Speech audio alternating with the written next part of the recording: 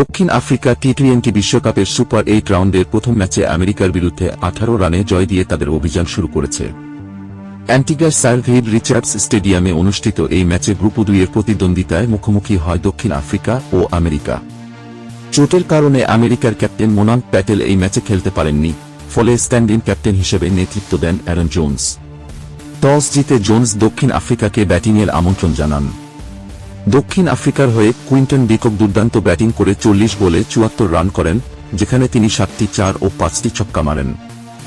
এছাড়া captain Eden Markram 32 বলে 46 run, 4টি 4 ও 1টি ছক্কা এবং এনরিক ক্লাসেন 22 বলে 36 রান, 3টি ছক্কা করে অপরাজিত থাকেন।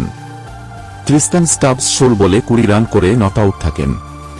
এইসব রান সংগ্রহের মাধ্যমে দক্ষিণ আফ্রিকা 20 ওভারে 4 উইকেট হারিয়ে 194 রানের বিশাল ইনিংস করে।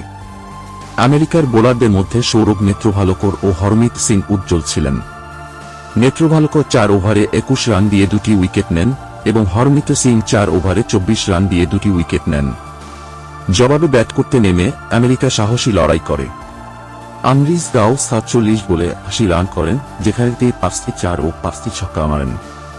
হরমিত সিং 22 বলে 38 রান, 2টি 4 ও 3টি ছক্কা এবং স্টিভেন টেলর 14 বলে 24 রান, 4টি 4 ও 1টি ছক্কা করেন। তবে তাদের প্রচেষ্টা সত্ত্বেও আমেরিকা 20 ওভারে 6 উইকেট হারিয়ে 176 রানই আটকে যায়। দক্ষিণ আফ্রিকার বোলারদের মধ্যে কাগিসো রাবাদা 4 ওভারে 18 রান দিয়ে 3টি উইকেট নেন। কেশব মহারাজ, এনরিক নরুকিয়া এবং তাবরেজ শামসি প্রত্যেকে একটি করে উইকেট নেন।